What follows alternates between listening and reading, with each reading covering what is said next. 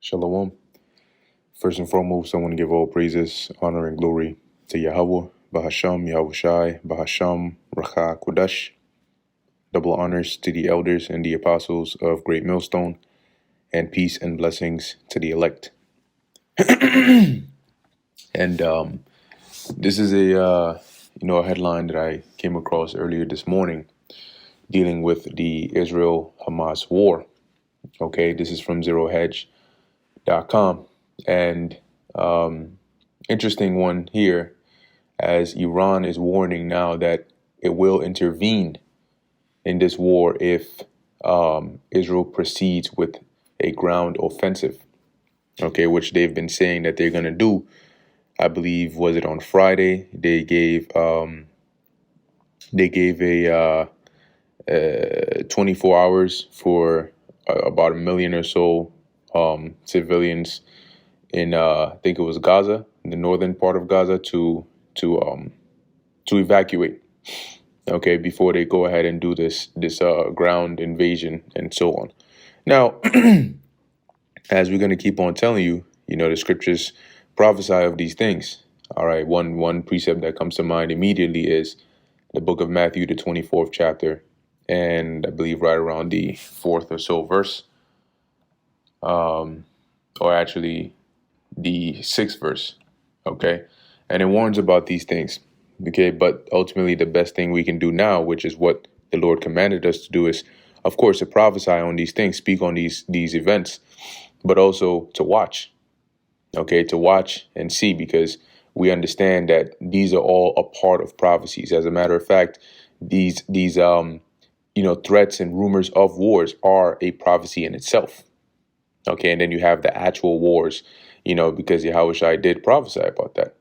Right, he said there would be wars and rumors of wars. So let me read a little bit of this, and then let's go from there. The headline says, Israel-Hamas war latest. Israeli troops amass at border as Iran warns it will intervene if ground offensive launched. And what's interesting is, not too long ago, you had, I believe about a year or so ago, you had same thing with Russia and Ukraine. They were reporting on this, and Russia's getting ready to invade Ukraine, Russia's getting ready to do this, Russia's getting ready to do that. And then boom. Okay, now what I find interesting is how Russia is also a key member in prophecy concerning World War III. Because if you didn't know, World War III is prophesied in the Bible. And all these tensions and situations that are boiling over in the Middle East are all going to lead to World War III, because that's where it's gonna really take place. So after giving the northern Gaza Strip an evacuation ultimatum on Friday, Israel has so far withheld from launching a significant ground operation, with some speculating that requests from the U.S. to evacuate all U.S. citizens out of Palestine ahead of the invasion is what is holding Israel back. Meanwhile, Iran's foreign minister on Saturday said that if Israeli war crimes and genocide are not stopped, the war might expand to other parts of the Middle East if Hezbollah joins the battle, and that would make Israel suffer a huge earthquake. Meanwhile, Axios reported that Tehran has sent Jerusalem a message through the UN that it will intervene if the campaign in Gaza continues, and particularly if it launches a ground offensive. Now, at the same time, right, I believe Jeremiah 49 also tells us that the least of the flock shall draw them out, which is dealing with the Israelis. Okay, and it could be that whatever it is that they're doing is going to pull in like the Iranians are warning here, that this could expand to other parts of the Middle East. And that's typically how these wars work. It may start off with one or two parties, but typically nations and countries are not by themselves. They always have allies. And once they call upon allies for help, one gets involved, another one gets involved. One comes from this side, the other one comes from that side. It's like was it a month or so ago? A little while back, you had the whole Montgomery Brawl, they called it. And what happened when you had Israelites and Edomites going back at it, right? And then as more came on one side, more came on the other side. See, and then it went from maybe like a 1-on-1 or 2-on-2, a little skirmish, to now a big brawl, right? So just like it can happen on that level, it can also happen on a geopolitical or on a nationwide level. But something I was thinking of as well was Israel has been wanting to go, to get Iran for a long time, and that's not something that they've hidden at all. That's something that they've overtly made known. Okay, and there's been times when they've come very close, but it's never happened yet. Now, is it possible that they want to provoke Iran to get into this? It could very well be. If they say that, hey, this is a way that we can really get Iran involved in here, and that we can really get at them with being backed by the U.S. and anybody else, UK, Canada, all of that. Then maybe this is something that they're trying to do. But these are right now we have to watch and see. Okay.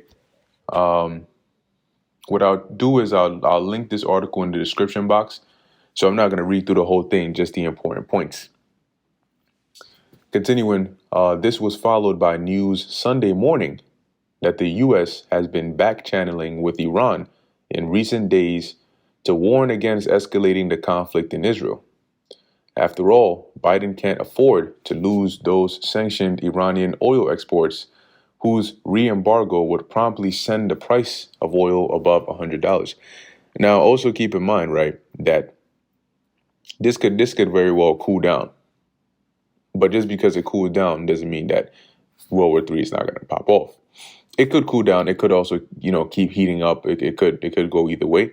But as we're going to expound on when we hit these precepts, if you've noticed, each time something like this happens, it's always a step closer. It's always more intense than the first.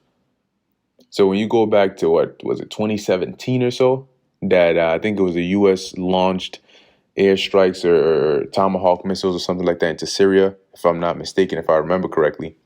You also had Kim Jong-un started testing those missiles.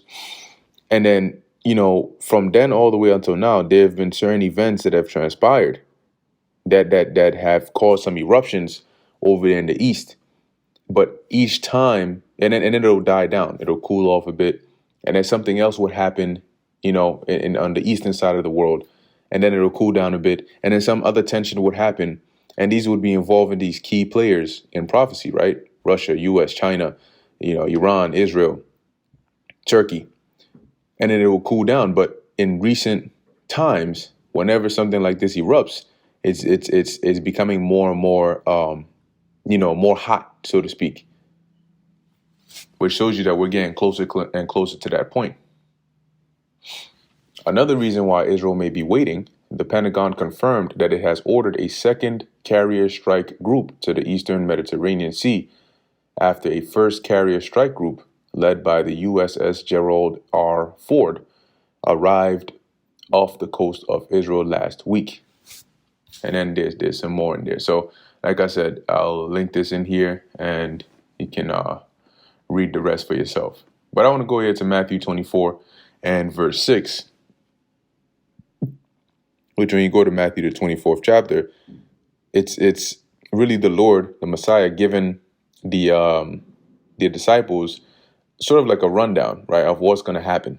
And some of the things he mentioned were pertaining to their time, right, which led up to the time period of 70 AD, where really from 66 to 73. But the main point in 70 AD, where Jerusalem was besieged and destroyed. But there are also things that he mentions in this chapter that are pertaining to this time that we're living in right now. Now, verse 6, which is very important, there's a key part in here that's important, which is why the Lord said it. So when we read Matthew 24 and 6, and ye shall hear of wars and rumors of wars, see that ye be not troubled, right? And we're not troubled at these things.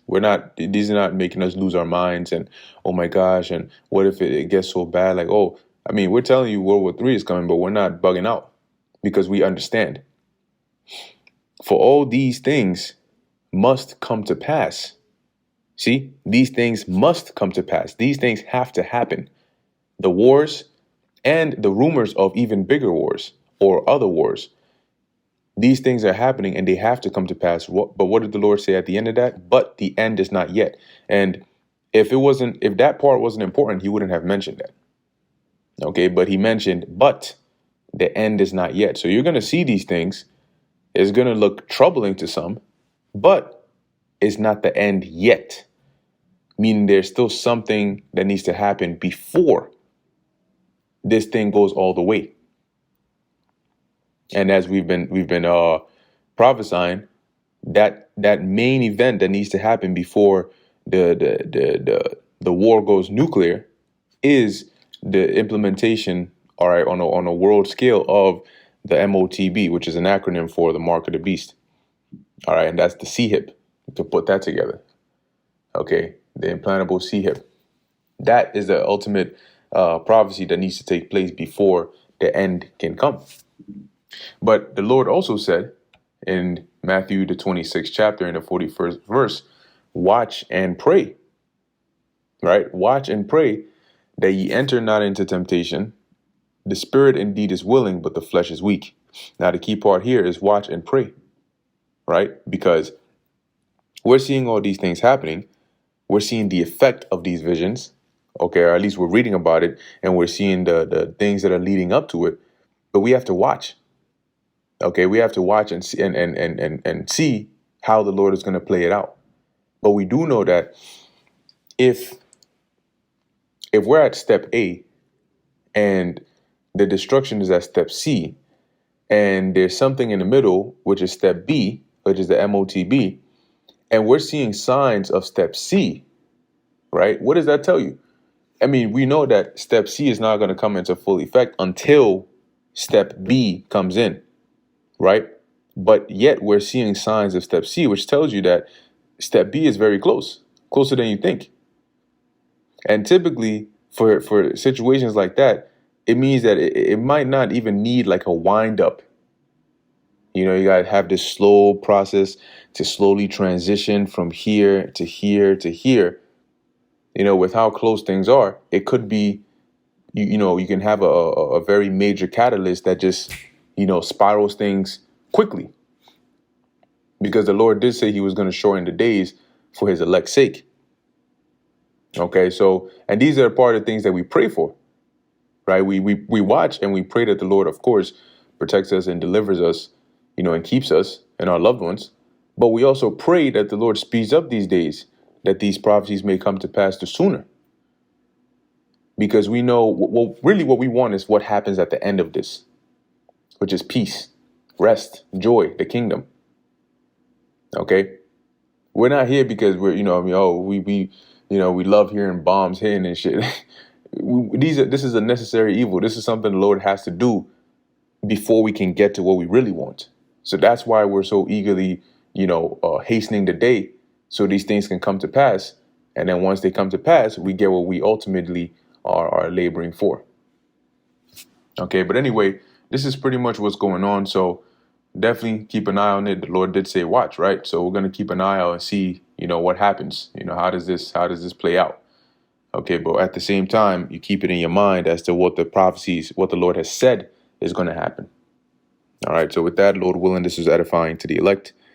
In closing, I want to give all praises, honor, and glory to Yahweh, Bahasham, Yahweh Shai, Bahasham, Rakha Kodash. Until next time, Shalom.